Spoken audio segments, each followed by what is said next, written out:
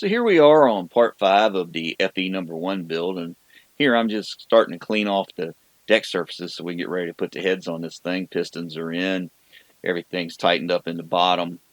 We're just moving on. Nothing real fancy here, just a few pointers and tips and tricks along the way of how I install the heads on one of these engines. And first thing I do is I always double check the head gaskets and make sure all the holes are there and make sure I got them oriented the right way. And I'll go over this in more detail in just a second, but this is kind of critical on these because these engines aren't quite like some others. They got some different oil passages and things that some other engines don't have. Okay, so on all engines, gasket placement is important, but on these FEs it's particularly important because of the way the water flows through them. These gaskets are marked front. You got to make sure that goes to the front. Now it's kind of hard to mess it up because as you can see, this side of the gasket's completely different from this side, and this is the top where the manifold gasket dogs in. Now another thing you have to watch for on these engines, this hole right here in the block, this is the oiling passage. This is a steam hole, this is a steam hole, and then these holes are obviously water and bolt holes. But this is your oiling hole. This is what brings the oil up. This is a center oil engine, for those that don't know. Oil comes up from the pump and runs through this lifter. There's a galley below this one. That is where your main oil is coming from. It runs down. Some of it comes up here and up back here to oil the heads. That's why they're not main priority. The side oiler, that's what it did. It gave its own circuit to the mains, gave the mains their own circuit. So they were still getting oil from the top, but they were also getting oil from the side, so you were really double oiling them. But that's one of the Achilles heels of these engines, and it's just something you have to keep in mind. That's why it's so important to check where the ports are. Now this oil pump lined up beautifully with this block. I didn't show it, I should have. I'll show it on the next one. This is a later 68 block, so it's a little better than some of the others, in my opinion. Some would argue that, I'm sure, but that's where I stand on it. Just make sure you get the front to the front and double check that your oil holes line up. I put a good coat in ARP lube on each of the outside 4 head bolts on each head. And the reason I do this, I like to put the head gasket on over the little guide sleeves before I put the studs in because it's just easier on the gasket sometimes. And on these motors, and particularly going aftermarket heads on these motors, those holes tend to be a little tight on the guides even if you put new ones in. So I get them all lined up. That way I can drop the head on right over top the 4 outside studs and less likely to scratch the surface, and I got guides to bring me down on top of the pins. If it doesn't go right onto the guide sleeves, then I can take my 4-pound dead blow hammer and tap it lightly, just enough to knock it past whatever's holding it up. Now, I test fit each of those guide sleeves into the head and the block before I put them in. So I know that there's not a burr hanging out or anything like that, so that I don't have to worry about cracking the block or damaging the head. And then I can go ahead and just set the head on, drop it into place, and then once the head's in place, then I go ahead and put the rest of the studs in. Always put your studs in finger tight. Don't put a stud puller on them and tighten them. Some of them have an Allen head drive in the end, but that's more for getting them out than putting them in because you want to put them in finger tight till they bottom out. The FE motors have blind head bolt holes, so you don't have to worry about sealing the ends.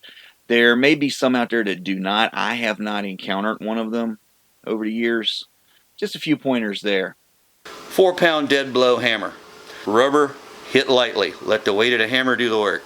So here we go again with more of the ARP lubing and putting in the remaining head bolts, or head studs I should say. And I'll go around, get them all into place.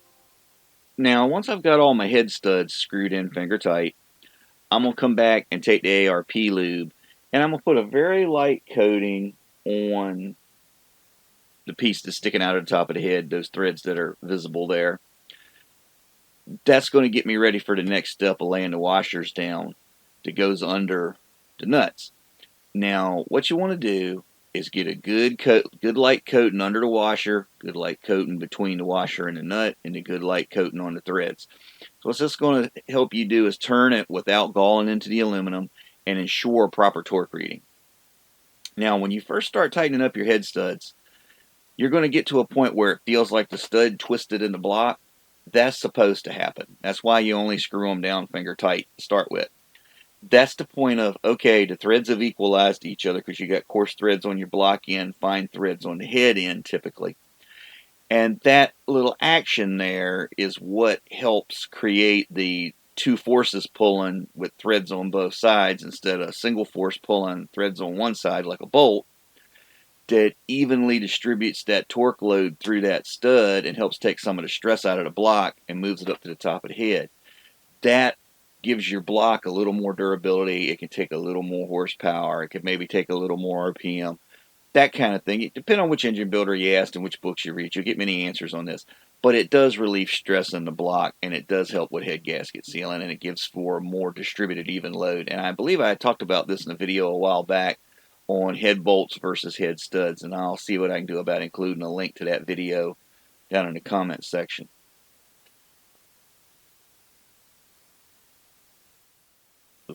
As a basic process, I go around after I get everything lubed up. I put all the washers on both heads, and then I'll run the nuts down until they just do touch. As you can see, I'm spinning that extension with my fingers, not really moving anything. I'm just getting the nuts down to take the play out so I don't have to spin my torque wrench as many times, because you don't want to use your torque wrench for doing grunt work and nut running, bolt running, that kind of thing. Now, you can do it, but it wears on your torque wrench and your tools last longer, and you want to keep your accuracy on your precision stuff. And on these heads, you got to be careful. That's where I got my hand at right there. You got to be careful. There's clearance problems, well, issues. I wouldn't say they're problems, they're issues. If you've got thick sockets where those nuts go down close to those exhaust outlets. So sometimes you run into that on some other manufacturers' engines as well, depending on the size of the nut that's involved. Just be ready for that before you start this process. Make sure your tools will clear. As long as you got standard Snap-on, Mac, Craftsman, I'm not. This is not a sponsored video. Just your typical, readily available sockets, not your impact sockets, not some of the thick-walled import stuff. They'll clear with no problem as long as you avoid those. So just something else to keep in mind and watch out for, because you don't want to be right in the middle of this process and, oh wait, my socket don't fit. So now we're ready to torque it up. Now this thing follows, Edelbrock's follow the standard torquing procedures for factory heads. Now what I'm going to do is take it down in 3 steps. I'm going to torque both heads down to 100 pounds, and then I'm going to torque that top set 10 more pounds. Then we're going to let this engine sit for 2 or 3 days.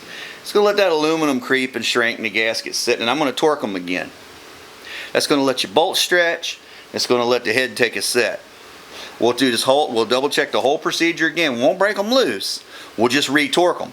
And you're going to find that usually they're loose when you come back and torque them.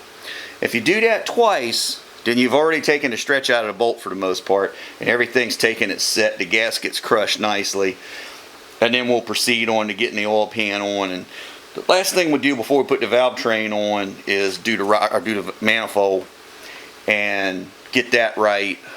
And then we'll put the valve train on, because on these the push rods go through the manifold, and we may need to do a little bit of machine work or cleaning up there. So here I am starting the first step of the torque procedure, and I won't go through every one of them as far as the video goes, but I'll tell you what I'm doing. I'll go ahead and set the torque wrench for say 50-60 pounds, since we're going to 100 pounds on the initial tightening. And I'll follow the Edelbrock crisscross shown pattern there on the white paper and the specification sheet, whichever you want to call it. It's also the same pattern you'll find in a factory Ford shop manual, or pretty much any manufacturer's shop manual for tightening the head. It's just a crisscross pattern from the centers out, and what that does is it pushes the head gasket out, keeps it from wrinkling. Because if you start at the outside edges and come in, you can wrinkle the head gasket. I've heard of that happening. I've never seen it, but it makes sense. I'll go around, take everything to 60 pounds on this head, then I'll go over to the other side, take it to 60 pounds, come back, turn the torque wrench up to 80 pounds, follow the pattern again, go all the way around both heads, come back again, go to 100 pounds, go all the way around both heads, then I'll come back and go to 110 and do the final tightening on the top head bolts across both heads. And then these heads are installed. And we'll get on to the next step, which is to roll the engine back over, get the pan on and the timing cover and the oil pickup in it, and then we'll shoot the video about the intake manifold. And I've mentioned that twice because on these motors, that's a big deal, setting that intake manifold, and I'll get into that when we shoot that video. So, as always, thanks for watching. Hope you found this entertaining, educational, inspirational. Learn a new skill, practice one you already have. Either way, turn it into craftsmanship. You never know how far it'll take you, and you'd be surprised some of the jams that they can get you out of. So until next time, this has been Fab Race Mod Repeat. Thanks for watching and have a great day.